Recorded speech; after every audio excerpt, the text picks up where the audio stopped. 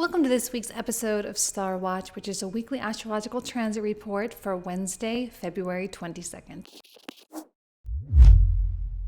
Welcome back to the channel, everyone. Thank you all so much for being here. So, not the most eventful week astrologically, but we do have some important conjunctions going on. First and foremost, we have Saturn accepting Mercury here. Here's Mercury. So Mercury is going to be coming into this conjunction. We also have Venus making her way into a conjunction with Jupiter and Chiron. Now, when I was kind of sitting with this and just sort of looking at it, there were two themes that sort of emerged, and they're conflicting themes. Okay, on one hand, this Mercury conjunct Saturn truly wants to be disciplined and productive, like genuinely. It wants to be able to go into the office or to go do the errands or go work on that creative project, and it wants to be able to sit down and just get the work done. It really does. And I think that the desire for your goals and for your ambitions and for your life as you see it right now, there's a big bunch of work that you could do. And I think you really, really, really do want to be productive with it. Because it means something to you, right? Because it's taking you closer and closer toward your future. But there's also a big fat block with that, because Chiron is in minor aspect here with this, all right? And it's not a favorable minor aspect, all right? It's kind of like the desire is there, but the flow is not. The mental connection to it is not there. Now, you can go into robot mode and just simply do it, and that's probably what many people are going to do. But I don't know that, like, if you're working on any creative projects, I don't know that burst of inspiration is really just is going to be there. I don't know that it is. And I think because of this, there's kind of a quiet desperation to do whatever it is that you can do to fix the problem. You know, Chiron, it's all about what's going on inside, right? So, oh man, what can I do? How can I change this behavior? How can I change this habit? How can I fix this? How can I fix that? And if you're dealing with other people that are kind of clogging up the wheel a little bit, you may be asking, how can I fix that person? Or how can I fix the problem that this person is like causing? Like, maybe there's a difficult personality in your life a little bit coming out, and you don't really have a lot of answers. And I don't know that there are going to be a lot of answers, because that is not what Pisces season is about. Pisces is not about answers, okay? It's not even about questions. It's about just letting it be what it is and letting some higher power take care of it. You know, there's a lot of trust and a lot of faith in God or spirit, the universe, your higher self, however you want to identify with it as. It's just letting go of the wheel. But of course, Mercury with Saturn is going to want that control. And even Pluto sitting at this 29th degree of Capricorn, man, it is hard to relinquish control. And it's really hard to not take on all the responsibility yourself and really burden yourself with that and say, all right, well, if they're not going to do it, then I'm going to do it. And if there is some kind of personal behavioral thing, like, I really want to get up and do this, but I'm having a hard time getting out of bed, something like that. If it's that, there's going to be an internal fight.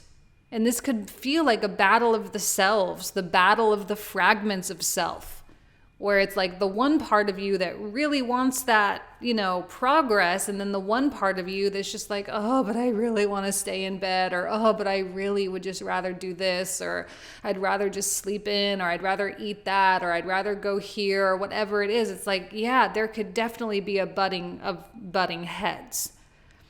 But even with that, as the sun comes forward and comes into, it's going to hit 5 degrees tomorrow, and then it's going to move over the course of the next week closer and closer to another minor aspect with Uranus. And this is going to be like, I want to be free from this. It's like you're so hyper aware of the battle of the self that's going on inside of you, and the responsibility that you're trying to soldier up and trying to show up for yourself, and you're really trying to do it. But this Jupiter Chiron thing is like, oh my gosh, but it is so hard, or it is so like, I feel like such an imposter, or I'm so insecure, or I'm so nervous, or I don't feel like I deserve it, or whatever the case is, whatever it is that's surfacing up for you. And the sun coming into this sextile here with, I think I said minor aspect. It's a sextile. I'm sorry. Coming into Uranus. And it's like, I want to be done with this. Like, I don't want to be thinking that way. I don't want to have this battle. I just want to be able to detach from all of this. There's going to be yet another fragment. Okay, for some reason now that I'm talking, I'm like, man, there are going to be a lot of fragments of self coming out over the course of the next 2 to 3 weeks as we make that transition with Saturn. All the different voices, all the different little personalities that we have, all the different, funnels that are operating within us, kind of butting heads, and we have to somehow find a way to unify them.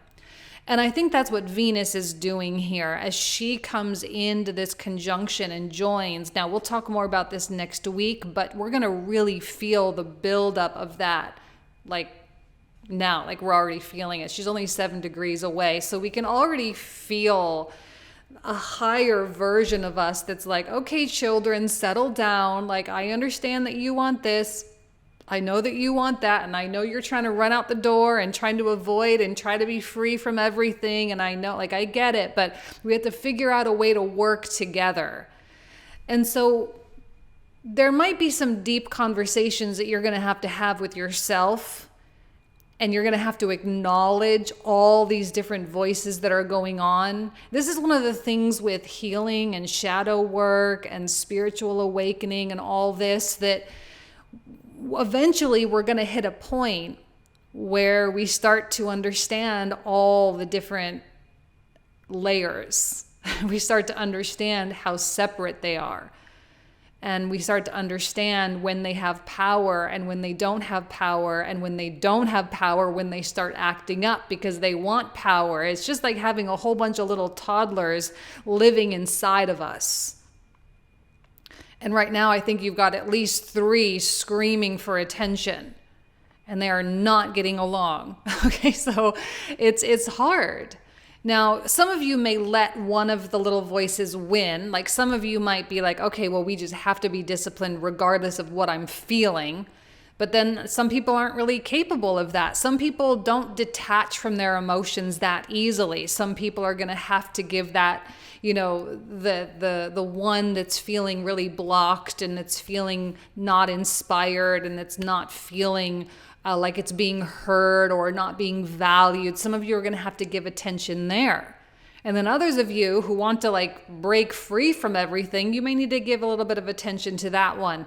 But if you can somehow work to consolidate, and the first step of consolidation is just simple acknowledgement, okay? Simply acknowledging that all those little voices are inside of you, and that they are all valid, and that they all have some kind of a purpose. And as much as we would like to hold it all together, I don't know that that's really the point. I think as Saturn, now again, I'm getting ahead of myself, but I have to keep talking about Saturn coming into Pisces just because it's such a huge transit, and we're 2 weeks before this is going to happen. So we're in that little window of preparation. And Saturn coming in to Pisces really is going to offer some degree of unraveling. But right now, we are trying to keep it all together. Now, Saturn, on one hand, can be very useful. He's very strong and has been really strong in the chart since 2018, since he came into rulership in Capricorn. Especially, he's been very strong in Aquarius. He's been at the top of the chart, +8, +9, +11 for 2 years now, a little over 2 years now. So Saturn has been the big Mac Daddy of the chart, okay? For some, that's been great because it's offered a lot of discipline, it's offered a lot of structure, and it's, really afforded a lot of growth. But for others of you, it has felt like you can't get anywhere. You can't make anything happen. You can't grow. You can't. There maybe some of you even feel like you don't even have even a little bit of elbow room in your life right now, right? Now, I'm going to fast forward this clock a little bit because I just want you to see, okay? He's at +8, +8, +9, +8. And then on March 4, 5. So March 6, which is the day before he comes into Pisces, he's sitting at a +10, which is very strong. And then March 7th, boom, he drops all the way down to a +1. And I think many of you are going to feel a sense of relief. And this happens right around the same time that the sun is coming into this conjunction with Neptune. I know I'm getting ahead of myself, just preparing, okay? This conjunction with Neptune plus Saturn coming in, I think many of you are going to feel like, okay, I can't, as much as I want to keep this all intact and I want to have some semblance of control here, I just don't know that I can. And there's going to be maybe kind of an offering it up to a higher power at this particular time, being like, I throw my hands up. I'm not going to be able to do this. God, spirit, universe, please just heal me because this is beyond my scope of control. Like there's nothing that I can do here. So let me go back to the clock now.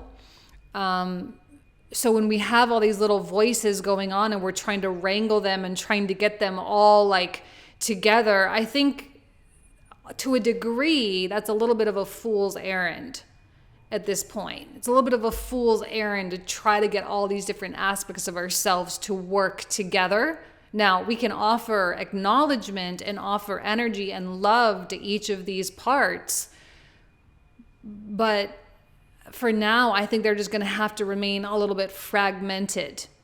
We've got Mars in Gemini after all, okay? So it's not really about cohesion right now. It's not about putting things together. It's not about organization. In fact, it's actually the opposite in Pisces season. It's not about organization. It's not about structure. This is about a lack thereof. And I think the lack of our own inner structure is being highly accentuated, and it is obvious. It's obvious to us how many different little people we have inside of us. And that there's really not a lot we can do except let the energy shift. And it will shift. It definitely will shift. It will shift sooner than we think and sooner than we realize. That inspiration will come back in the middle of March, especially. I think we'll start feeling a little bit more of that rush and that feeling more grounded in ourselves, grounded in our identities.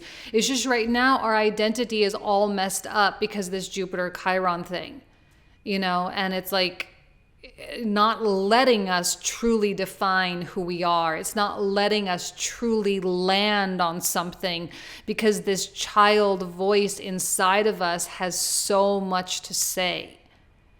Now, if this isn't happening to you internally within you, you may notice other people that this is happening with as well. I'm not guaranteeing that all of you are going through this exact experience. You may notice other people that you love and care about feeling really ungrounded and feeling so detached from themselves and really asking, maybe there's a little bit of an existential crisis going on here of like, who am I? Why am I even doing this? I'm trying so hard. It's not working. I don't understand why the money's not coming in. Why aren't people paying attention to me? I'm doing this, I'm doing that. And sometimes I just want to run away. Some of you might be hearing that from spouses or children or friends or colleagues. So just be aware that this energy is very real, and other people who aren't aware of this, they might not really be handling it very well, okay? Good news is Venus is coming in and stabilizing all of that. Again, she's trying to wrangle everything in and bring it all. But I think the best that Venus is going to be able to do is really just offer love and offer a voice to everyone. One thing I do love about Venus is she does have the ability to let the voiceless speak. She wants everyone to have an equal voice, everyone to have an equal say. So she will ensure that you hear every voice, every word, everything that's going on, as irrational and illogical as much of it might be. It doesn't mean it's not valid. All right. And I think right now, offering yourself validation is going to be really important, and offering validation for those people around you that you love that are going through this as well. Okay. Right now, we just have to kind of go through it. We just have to feel it. We have to let it surface. We have to let it bubble up. We have to let it come out our eyeballs, right? A lot of healing through Pisces takes place through the expression of emotion. And that can be a full range of emotion, from crying to laughing to screaming to getting angry to going for a run, whatever the case is. But letting that emotion out is so, so, so important. And as the sun comes closer and closer to Neptune in the upcoming weeks, the middle of March, that's going to be like you have a choice. Haha, it's so funny. Like you even have a choice. It's coming out whether you want it to or not. Okay. So you might as well just let it out now, because Sun conjunct Neptune could be a really beautiful transit if you don't really have anything inside kind of banging on the door trying to get out. Okay. So it is an interesting week, and there's not that much left to say other than you just have to acknowledge what's going on inside. You have to acknowledge the voices and acknowledge the fragments and acknowledge the insecurity. This will be over in the middle of March, and by then I think you're going to feel like an entirely new person. This is a purge, this is a cleanse, and there's a lot of wisdom with Jupiter. There's a lot of wisdom being offered to you right now, but the way that wisdom is truly acquired is through actual experience, okay? It's not from someone telling you something or you reading something in a book. This is you having and going through that life experience. That is the real teacher. That is the real purveyor of wisdom. Okay. So that's all I'm going to say. I don't want this to get into a whole big long thing. If you can hold off, like if you are feeling a bit emotional and it's possible for you to hold off on making big decisions, I would wait until after March 12th. That's when the Jupiter-Chiron conjunction actually happens. And even then, I might even wait like even a little bit later if it's possible. I'm not saying you have to hold off all decisions. It's just that if there's a big financial decision or if there's a big relationship decision, I would say like wait till Aries season, honestly. Wait till Aries season. Let's let Saturn and Pluto get like situated, let's wait till April if possible for the big stuff. But if you do have to make decisions this month, just make it in a time when you're feeling good. Okay. Eat something, get some good rest, take a nice bath, whatever the case is. I would hate to see people making decisions that affect their whole lives or the lives of their families or their businesses or employees or whatever because they made a decision that was rooted in only one voice rather than listening to all the voices that are going on inside of them. And it's not a holistic place. Okay? All right, you guys, I'm going to leave you with that. Thank you so much. You guys know I love you. Have a great week, and I'll talk to you soon. Take care.